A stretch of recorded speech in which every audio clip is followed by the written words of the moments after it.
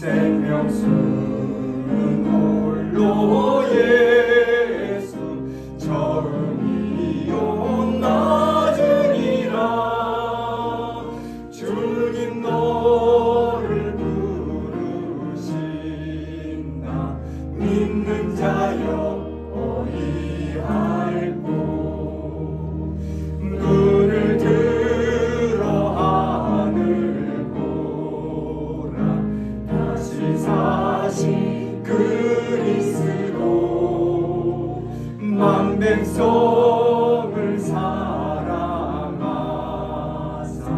오래 참고 기다리네 인내하신 우리 구주 그의 심판하시는 날 곧 가까이 임하는데 믿는 자여 어이할꼬. 오늘도 이 예배에 참석하여 하나님의 말씀을 듣는 사랑하는 성도들 그 심령에 하나님의 은혜가 풍성하게 부어지고 질고가 치유되고 건강이 회복되는 그리고 하나님의 축복이 부어지는 은혜의 시간이 되기를 주님의 이름으로 간절히 축원합니다. 사람은 누구나 다 다음과 같은 문제로 인하여 고민하며 힘들어하고 있습니다. 다음에 제시하는 이 세 가지 문제를 해결하지 못한다면 늘 불안한 삶을 살아갈 수밖에 없고 그리고 힘겨운 삶을 살아갈 수밖에 없습니다. 그 첫 번째 문제가 바로 죽음의 문제입니다. 우리가 살고 있는 이 시대의 문명은 우리가 생각하는 상상의 이상으로 이 시대가 그렇게 발전되어 왔습니다. 또한 현대 과학 또한 비약적으로 발전해 왔습니다. 이제 조금만 있으면 인간도 복제한다는 그런 말을 듣게 될 것입니다. 그러나 여러분, 그런 문명이 발달되고 그런 과학이 발달된다 할지라도 우리의 죽음의 문제를 해결해 주지 못한다면 그것은 아무 소용이 없는 것입니다. 우리의 관심사는 오직 죽음에 있기 때문에 그렇습니다. 그 누구도 이 죽음에 대한 문제에 해답을 얻지 못하고 살아간다면 늘 죽음의 그림자에 치여서 불안하고 초조한 그런 두려움의 삶을 살아갈 수밖에 없을 것입니다. 그리고 두 번째 문제는 죄책감에 대한 문제입니다. 사람은 누구나 다 각자에게 마음의 법이 있습니다. 그 마음의 법이 바로 양심입니다. 그 양심, 각자의 그 법에서 그 테두리의 법을 벗어난다면 그 양심이 나에게 호소하고 나에게 울부짖기 때문에 그 양심으로 인하여 살아갈 수밖에 없는 것입니다. 우리는 이 죄책감을 심리적인 현상이라고 말하고 사회학적인 필요의 조건이라고 말하기도 하고 사회학적인 필요의 악이라고 말하기도 합니다. 그러면서 이렇게 변명하고 저렇게 변명하기도 합니다. 그런데 여러분, 아무리 변명한다 할지라도 내 양심의 법에서 벗어날 수가 없는 것입니다.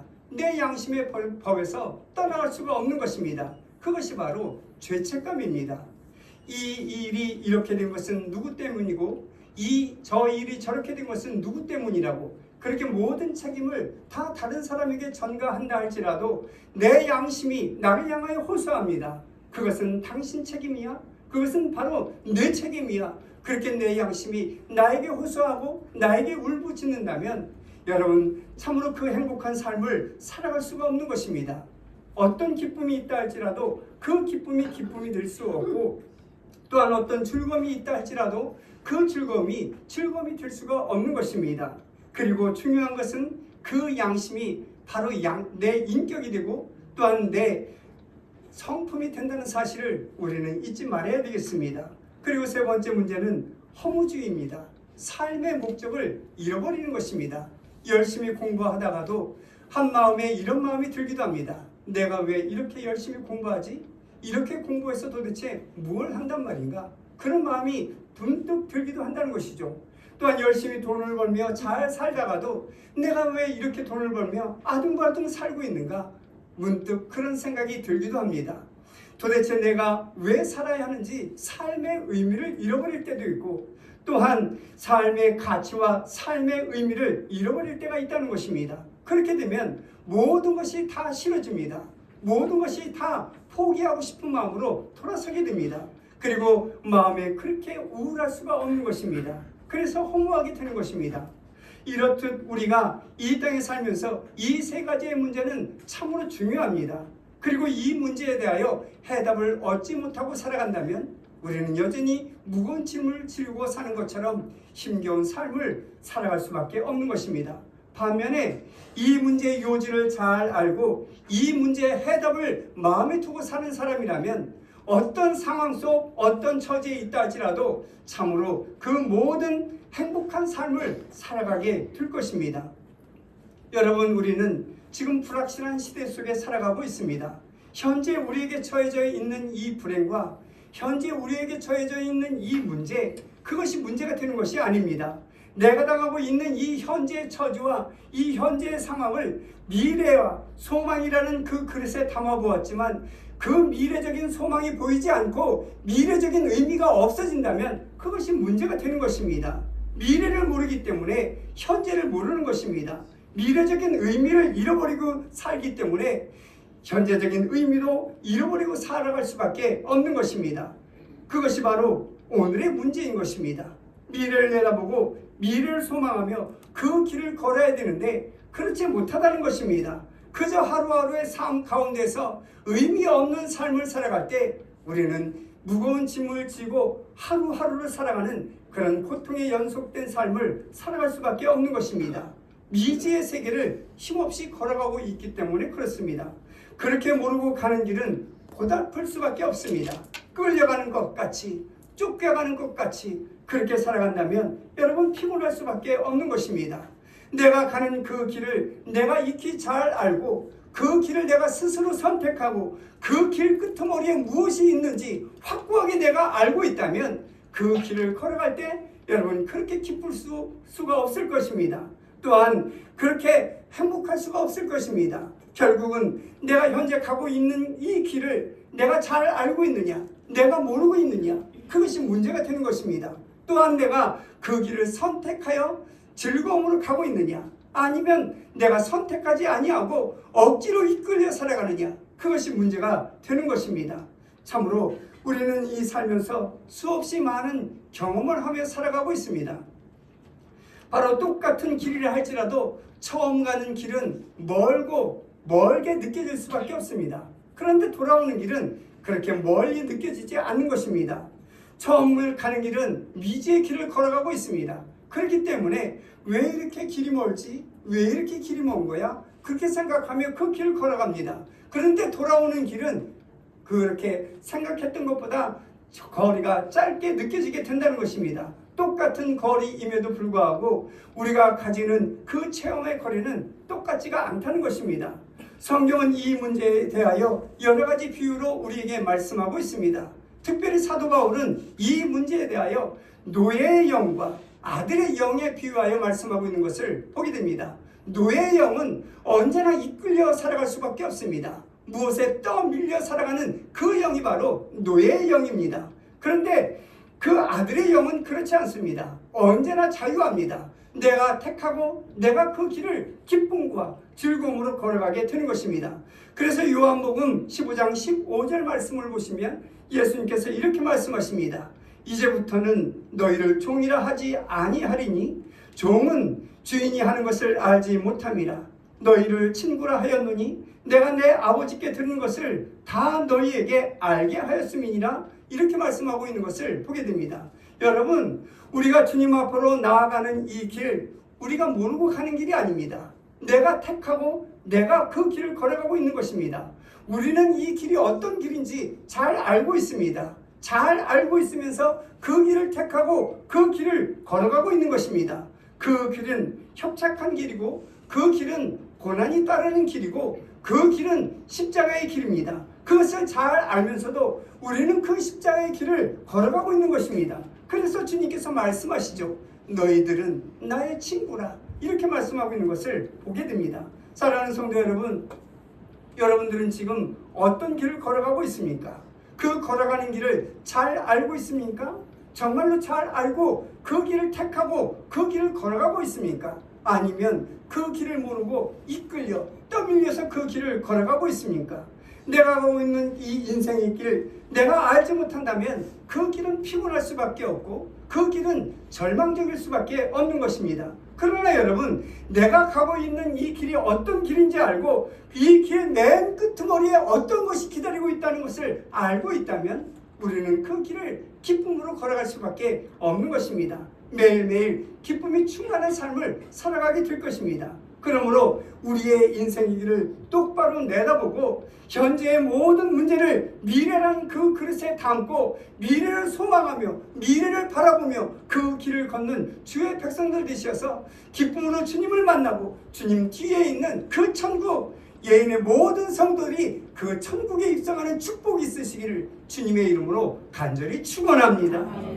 오늘 본문의 말씀을 보시면 사도 바울은 진정 그리스도 예수의 충실한 일꾼이었던 것을 보게 됩니다. 이 사도 바울은 오직 한 가지 소망, 오직 한 가지 꿈밖에 없었습니다. 명예나 이 세상의 권력이 아닙니다. 예수 그리스도의 복음, 그 복음이 전파되고 예수 그리스도의 복음이 이 세상에 널리 알려지는 것, 그것이 그의 인생의 목표였고 인생의 꿈이었던 것을 보게 됩니다. 자기에게 맡겨진 이 사명대로 하나님 나라가 확장되고 하나님의 말씀이 온 세계에 전파되는 것, 그것이 바로 사도 바울의 소망이었고 그리고 그 일을 최선을 다해서 행했던 것을 보게 됩니다. 특별히 사도 바울에게는 확고한 철학이 있었습니다. 로마서 10장 14절 말씀을 보시면 그런즉 그들이 믿지 아니하는 일을 어찌 부르리요? 듣지도 못한 일을 어찌 믿으리요? 전파하는 자가 없이 어찌 들으리요? 이렇게 말씀하고 있는 것을 보게 됩니다. 오늘 본문에서도 보시는 바와 같이 사도 바울에게 있어서는 복음이 반드시 전해져야 하고 또한 전하는 사람이 있어야 되고 하나님께서 택하시고 하나님께서 구원하시는 그 백성이 있어야 한다는 것을 확실한 철학으로 삼고 살았던 것을 보게 됩니다. 사도 바울은 자신이 선택받았다는 사실을 확고하게 믿었습니다. 내가 복음을 전해야 되고 그 복음을 전해드리는 사람이 구원의 판전에 서게 된다는 사실을 그는 확실하게 믿고 살았던 것입니다. 그러다가 종종 사도 바울이 감옥에 갇히기도 했습니다. 감옥에 갇히면 복음에 전할 수가 없습니다. 마음껏 복음을 외쳐야 할 사람이 복음을 외치지 못하고 여기저기 다니면서 복음을 전해야 될 사람이 복음을 전하지 못하게 이 쇠사슬로 묶였으니 얼마나 답답하겠습니까? 보십시오. 사도 바울은 수없이 많은 핍박을 받았습니다. 그럼에도 불구하고 그는 목이 터져라 복음을 증거했던 것을 보게 됩니다. 그런데 지금 그는 지하 감옥에 갇혀 있습니다. 그래서 아무 일도 할 수가 없습니다. 더욱이 사도 바울은 가이사랴의 그 감옥에서 재판도 없이 무려 2년 동안 갇혀 있었던 것을 보게 됩니다. 얼마나 답답하고 얼마나 긴 시간이었겠습니까? 인간적인 지혜와 인간적인 방법을 총동원해 보았지만 그 안에서 벗어날 수 있다는 이런 확실한 확고가 없었기 때문에 모두가 헛수고로 돌아간 것을 보게 됩니다. 그리고 마지막에는 더욱더 그 상황이 악화되어짐으로 인하여 잘못하면 암살당할 그러한 위기에까지 처해지게 되었습니다.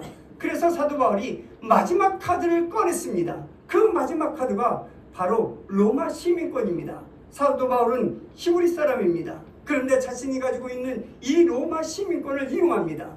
여러분 보시오. 나는 로마 시민이요. 내가 바로 로마 시민이란 말이요. 그렇게 외치게 된 것을 보게 됩니다. 그렇게 외친 결과로 사도 바울의 문제를 총독에게 상속되게 됩니다. 그래서 이 로마 시민은 로마에 와서 재판을 받아야 된다는 그런 법조항이 있기 때문에 사도 바울을 로마로 압송하게 되는 것을 보게 되죠. 그런데 여러분, 이 로마에 도착해서 모든 고생이 다 끝난 줄 알았는데 그 고생은 여전히 고생으로 이어지게 되고 여전히 고난으로 이어지게 된 것을 보게 됩니다. 정말로 그 고생이 끝나지 않음으로 인하여 사도 바울은 생각합니다. 내가 왜 이런 고난을 당해야 되는가? 내가 왜 이런 고통을 당해야 되는가? 아마 사도 바울은 하나님 앞에 기도했을 것입니다. 하나님, 내가 하나님의 일을 위하여 이렇게 복음을 증거하고 이 세상에 다니며 하나님의 복음을 전하지 않습니까? 그런데 왜 나를 이런 곤고함에 묶어두시는 것입니까? 왜 나를 이렇게 힘들게 하시는 것입니까? 아마 울부짖으며 기도했을런지도 모르겠습니다. 내가 왜 이 고생을 당해야 되는가? 내가 왜 이 고난을 당해야 하는가? 내가 당하는 일, 뚝뚝 고생하는 이 일, 그런 일들이 왜 나에게 있어야 되겠는가? 참으로 그 의미를 알 수가 없었습니다. 어떻게 생각하면 침묵하고 계시는 그 하나님을 바라보게 되고, 어떻게 생각하면 하나님으로부터 내침을 받은 것이 아닌가, 그런 생각이 들기까지 합니다. 그런데 오늘 본문의 말씀을 보시면 사도 바울 자신이 당하고 있는 이 불합리한 이 일들을 통하여 귀한 진리를 깨닫는 것을 보게 됩니다. 그 말씀이 오늘 보면 12절에 기록되어져 있습니다. 형제들아, 내가 당한 일이 도리어 복음 전파의 진전이 된 줄을 너희가 알기를 원하노라, 이렇게 간증하고 있는 것을 보게 됩니다. 감옥에 있음으로 인하여 복음이 막히고 하나님의 사업이 다 끝난 것으로 그는 생각했지만, 오늘 본문의 말씀처럼 오히려 복음의 진리가 확산되고 그리고 하나님 사업이 확장되고 있는 것을 그는 알게 되었다고, 그러므로 우리도 그것을 알기를 바란다고 사도 바울이 고백하고 있는 것입니다. 이 말씀 가운데 도리어라는 이 말씀이 참으로 중요합니다. 이 말씀이 매우 중요한 뜻을 가지고 있기 때문에 그런 것입니다. 예상했던 것과는 반대의 결과를 말하고 있는 것입니다. 자기가 생각했던 것과는 뜻밖의 일이 벌어지게 된 것입니다. 그 이유를 지금 설명하고 있는 것입니다. 13절 말씀을 보시면 모든 시위대 안과 라는 말씀이 기록되어져 있습니다. 그 당시 그 시위대는 아주 중요한 역할을 감당했습니다. 왕이라면 이 시위대의 보호를 받고 이 시위대의 호를 받고 왕권을 행사하게 되는 것입니다. 그렇기 때문에 이 시위대의 권력이 참으로 컸던 것을 보게 됩니다. 보십시오. 지금 사도 바울이 감옥에 갇혀 있지만 이 공간적으로는 그 시위대와 함께 꼼짝없이 24시간 갇혀 있게 된 것입니다. 그러니 복음을 전하기가 얼마나 쉽습니까? 내 옆에 지금 시위대가 나를 지키고 있습니다. 그 시간에 무엇을 하겠습니까? 복음을 전하는 일입니다. 주님은 주님의 역사를 전합니다. 주님의 말씀을 전합니다. 그래서 그 시위대 한 사람 한 사람을 전도하기 시작합니다. 여러분, 한 달이면 30명입니다. 1년이면 360명 가까이 되는 그 사람들을 전도했습니다. 그랬더니 그 시위대가 친구에게 복음을 전하고 그 시위대에게 복음을 전하고 상관에게 복음을 전하게 되는 것입니다. 이렇게 복음이 전파되어 오늘 보면 13절 말씀을 보시면 모든 시위대 안과 그 밖에 모든 사람에게 그 믿음이 나타났다고 증거하고 있는 것을 볼 수 있습니다. 지금 지하 감옥에서 엄청난 하나님의 역사가 이루어지고 있는 것입니다. 그 기적과 이적이 이루어지고 있는 것을 보게 됩니다. 그래서 빌립보서 4장 22절 말씀을 보시면 가이사의 집 사람들 중 몇이라는 말씀이 기록되어 있습니다. 황제의 가족들도 이제는 예수 그리스도를 믿게 되었다는 것입니다. 비록 사도 바울은 몸이 그 자유롭지는 못하지만 감옥에 갇혀 있지만 하나님의 복음, 하나님의 역사는 끊임없이 이루어지고 있는 것을 보게 된다는 것입니다. 사도 바울은 지금 감옥에 갇혀 있습니다. 왜 감옥에 갇혀 있어야 되는지 그는 의미를 알 수 없었습니다. 그런데 밖에서 이루어지는 이 일을 볼 때 그 사도 바울이 갇혀 있던 그 의미를 이제 알게 되었다는 것입니다. 그런데 여러분, 여기서 사도 바울이 하나만 더 알았다면 사도 바울은 덩실덩실 춤을 추며 하나님 앞에 영광의 그 춤을 돌렸을 것입니다. 사도 바울이 복음을 전한 이후 300년이 지났습니다. 그 로마 제국이 기독교 국가가 되었습니다. 그리고 그 여파로 인하여 온 세계에 복음이 전해지게 되었고 지금 우리도 그 복음을 받아들여 예수 그리스도를 믿게 된 것입니다. 사도 바울은 로마 감옥에서 복음을 전하다 죽었지만 그의 복음이 이 세계 만방에 복음이 전파되고 하나님의 역사가 이루어지게 된 것입니다. 분명히 사도 바울이 투옥되어 옥고를 치르고 있었습니다. 뿐만 아니라 사도 바울은 결국 거기서 죽게 될 것이라는 사실을 잘 알고 있었습니다. 이 모든 것이 또한 하나님의 섭리라는 사실도 잘 알고 있었습니다. 그럼에도 불구하고 하나님의 복음이 밖에서 증거되고 전파되고 하나님의 역사가 이루어지고 있다는 사실을 너무나도 잘 알았습니다. 그래서 오늘 본문의 말씀을 보시면 그러므로 그렇게 시작하지 아니하고 그렇기 때문에 그렇게 시작하지 않습니다. 도리어 그럼에도 불구하고 이렇게 시작하고 있는 것을 보게 됩니다. 비록 나는 감옥에서 고생하고 있지만 인간적인 생각으로 볼 때 답답하고 참으로 처절한 상황에 이른다 그렇게 보이지만 모든 일들이 실패로 돌아간 것 같지만 도리어 하나님의 일이 더욱더 진척되고 하나님의 그 역사가 이 세계 만방에 확산되고 있다는 사실을 지금 보고 있는 것입니다. 그래서 사도 바울은 기뻤노라, 참 기뻤노라 이렇게 고백하고 있는 것을 보게 됩니다. 사도행전 8장 말씀을 보시면 예루살렘 교회가 핍박을 받습니다. 그래서 예루살렘 교회 성도들이 모든 세상이 다 뿔뿔이 흩어집니다. 그때는 그 의미를 모릅니다. 도대체 하나님께서 왜 나에게 이런 고통을 주는가? 왜 하나님께서 나에게 이런 고난을 주는가? 왜 하나님을 믿는 하나님의 백성들을 죽이고 하나님을 믿는 하나님의 백성들의 그 재산을 몰수하고 그 하나님의 백성들이 뿔뿔이 흩어져야 되는가? 그것을 알지 못했습니다. 강제로 흩어졌지만 그 현장에서 복음을 증거하고 있는 것을 보게 됩니다. 그렇습니다. 환경적으로 본다면 모두가 다 실패한 사람들입니다. 환경적으로 본다면 하나님의 징계이고 모두가 다 하나님의 심판인 것처럼 보여지게 됩니다.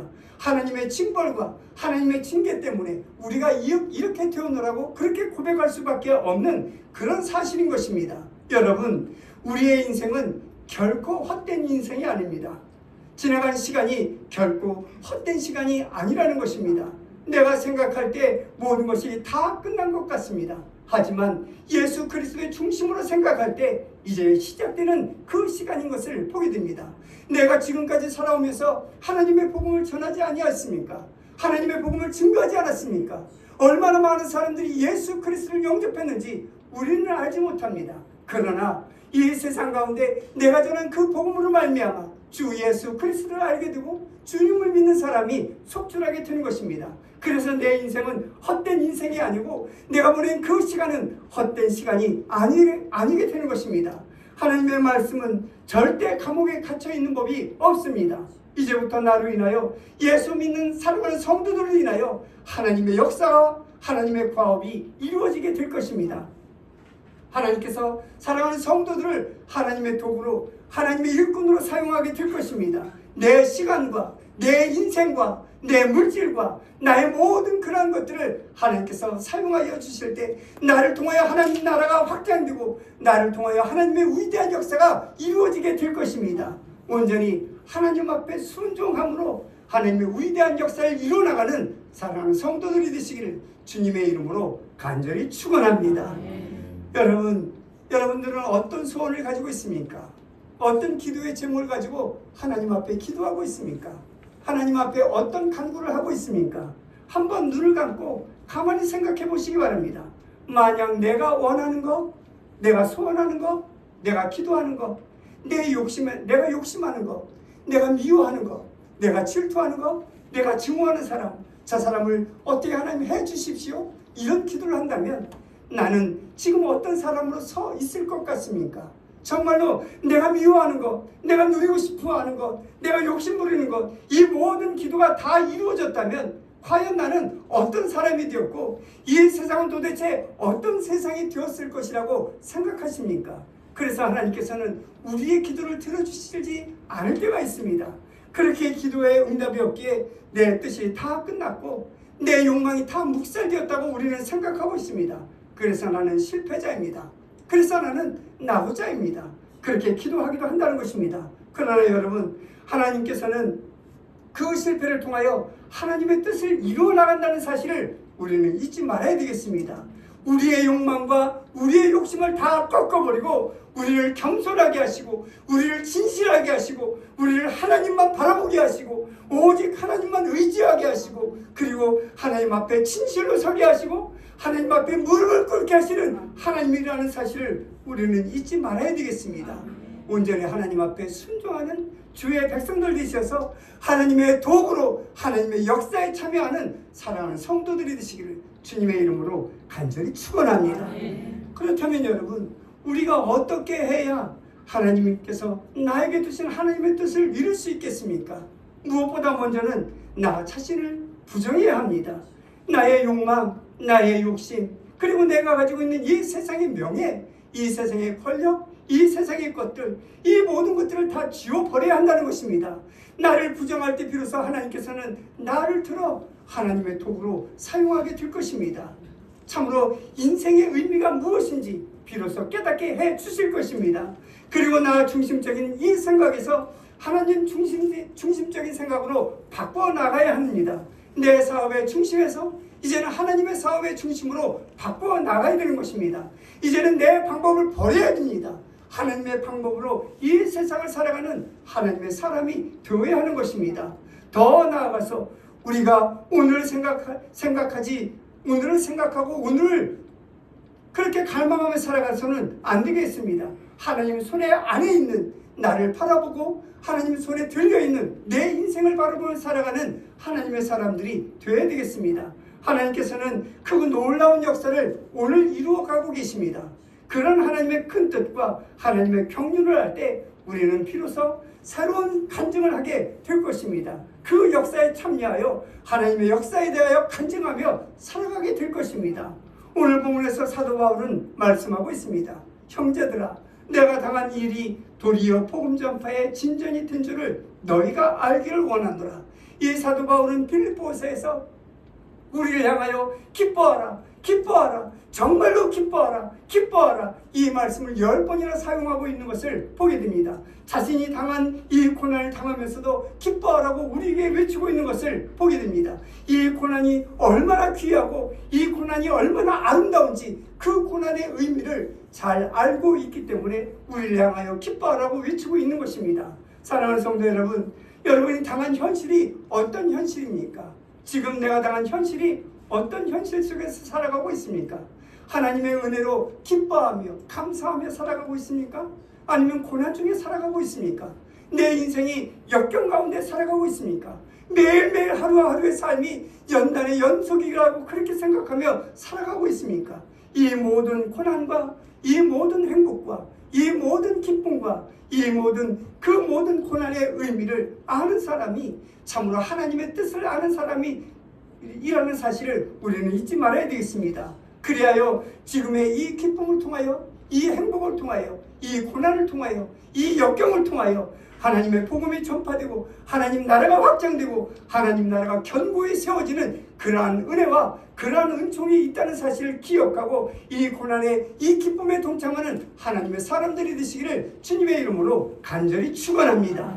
그래야 하나님의 나라를 견고히 세워나가고 이 세상에서 하나님의 복음이 전파되는 역사를 목도하는 사랑하는 성도님들이 되시기를 주님의 이름으로 간절히 축원합니다. 기도하십니다. 자비로우신 아버지 하나님, 주님의 은혜를 감사드립니다. 나에게 당한